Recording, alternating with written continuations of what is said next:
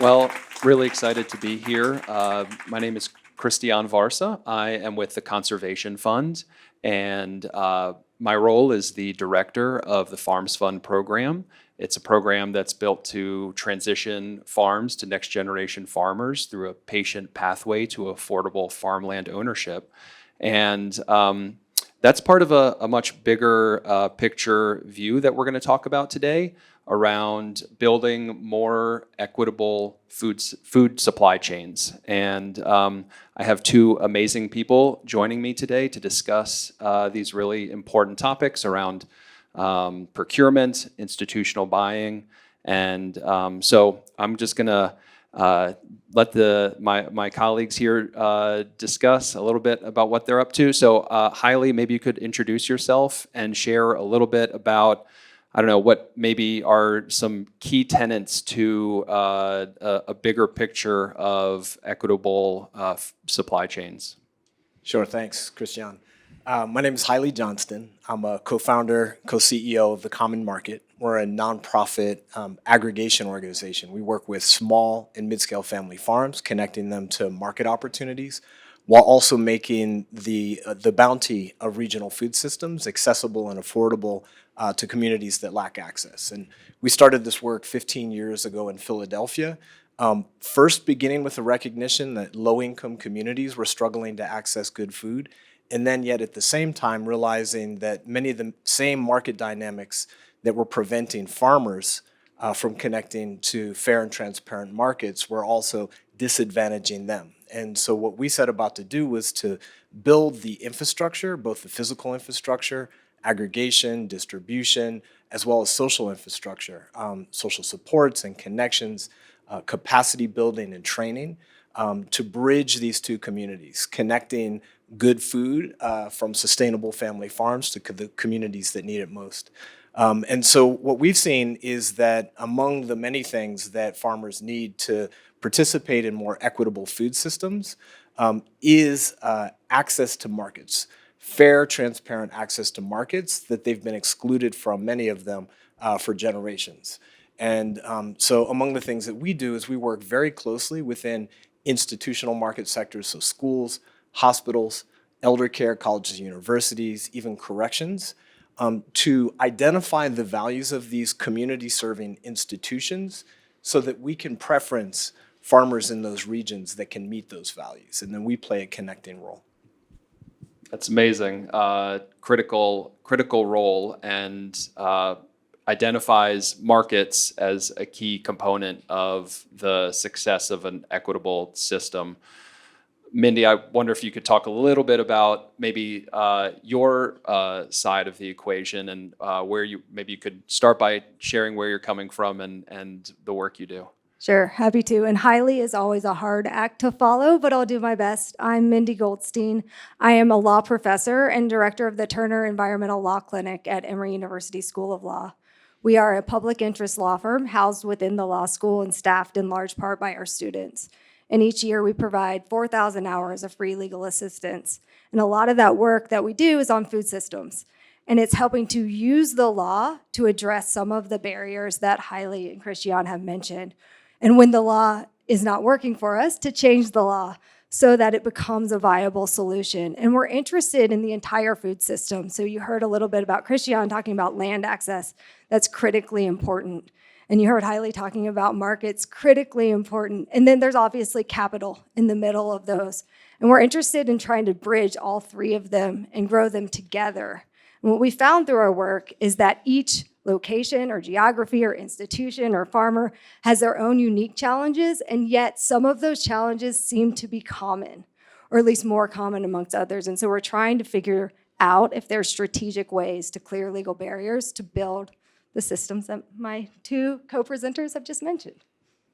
Awesome. Well, Mindy, I'll just go right back to you. I'm really interested in how maybe an institution might start to break down those barriers.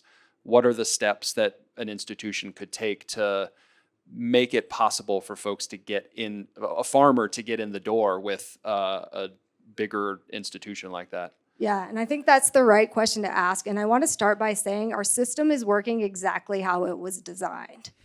And so it's excluding people and farmers and vendors and preferencing some more traditional agricultural suppliers. And so it's difficult.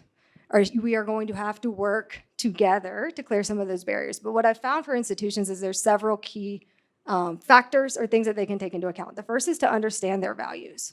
What are the values that they're trying to promote? Is it local economic investment? Is it climate change? Is it supporting diverse growers? But we start with what our values are. We then have to think about how we're buying our food. Are we a public or a private institution? Private institutions don't have to mess with state procurement law, and that is an advantage sometimes. But our public institutions do, so helping them understand how to navigate those legal issues. And then the relationship building. Who are we going to buy from? It may take a bit more time to find these vendors, to work with these vendors. And that's where folks like the Common Market play a critical role. It's connecting, right, the supply and the demand together. It's that ag in the middle piece that it's really hard to do this work without. But when you have all three of these things going together, the demand, the supply, and the connection piece, institutions really can and do shift procurement practices. I work with institutions across the country, but I'm proud of my home institution of Emory, which is committed to 75% sustainable and local food by 2025. We're not quite there yet, but we're at over 50%, and we work closely with both of y'all on that work. Yeah, it's an amazing story and a huge choice by the institution to make that commitment, and then a further choice to then recognize that the future of achieving that goal actually was not going to be possible without new farmers and new land and new relationships with aggregators and other partners. Yeah, and not to take your role, but I wondered, this is the lawyer in me, but the role of forward purchasing agreements and all of that, if you could maybe highly speak to that. Yeah, so one of the things that we saw farmers could really benefit from was longer-term commitments from the market side. They're unfortunately used to responding to sort of a la carte or sporadic purchasing from the market. And so we're trying to create more market stability. And then also, as farmers were scaling up in response to longer-term purchase orders or commitments from institutions, the need for capital to support that growth, the working capital to help invest in infrastructure, invest in farm labor, invest in improvements, was missing. And so many farmers were struggling with that access to capital. And so I guess another hat that I wear here today is with the Growing Justice Fund, where we recognize that farmers needed either low interest capital or grant money to support building up infrastructure to respond to market opportunities. Common Market began a zero interest loan fund so that we could help support some of that capital access. But a lot of that is undergirded by these longer term commitments, forward purchase orders, where in our instance, farmers are actually able to pay us with food. We then monetize that food rather than asking the farmers to do that. Yeah. It's a beautiful policy and idea, and you have implemented it so well. I can just speaking from my experience with producers in Georgia, it has been transformational for their ability to identify and address cash flow challenges as a growing and expanding farm business as it tries to scale up and get to wholesale production levels and meet the demand of larger institutions. Getting that forward cash commitment to ensure that they would be able to get their crop in the ground has been, like I said, it's been transformational. Yeah. Sorry, I just want to say institutions still have to play a role too, though. Yeah. And so maybe you can talk about the MOU. I took your job. This is what I do. Beautiful. Don't invite lawyers out of panels. About the MOU between Emory and the Conservation Fund. Yeah, I mean, it was and has been a critical part of the work that we've been doing because our goal is to get new farmers onto land, next generation producers that are ready for that opportunity to scale up to meet the demand of 75% local procurement by an institution. But to get to that point where they are safe and secure and feel confident in making that investment in themselves and their farm business, they need that institutional commitment to ensure that they can grow and know that that partner, that market, that buyer is going to be there ready for them to roll. So it has been critical in building our momentum with the producers in our regions.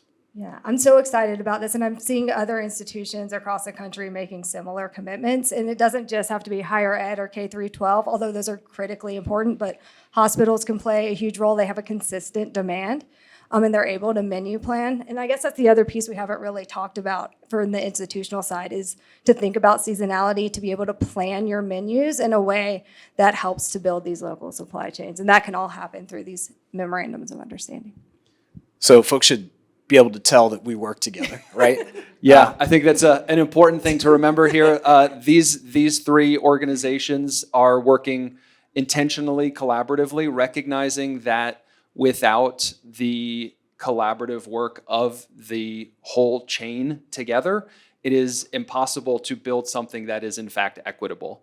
Without the land, you can't produce a product. Without a market and an aggregator, you have nowhere to sell it. And to do that intentionally and to have values aligned procurement entities that are ready to pick up the very difficult and real challenges of farmers, especially farmers that have been for a long time kept out of the system and out of market opportunities like this. It is the collaboration and the continuum of support has been a critical piece of the puzzle. So great call out there, Haile. Yeah. I think we're gonna wind down on time here. So is there anything you'd like to share kind of as a parting thought as we wrap up? Haile, we'll start with you. Yeah, sure. I mean, I think one of the things we focus on as an organization is public institutions in particular, and really thinking about how we can reprioritize public dollars for local public benefit and public good.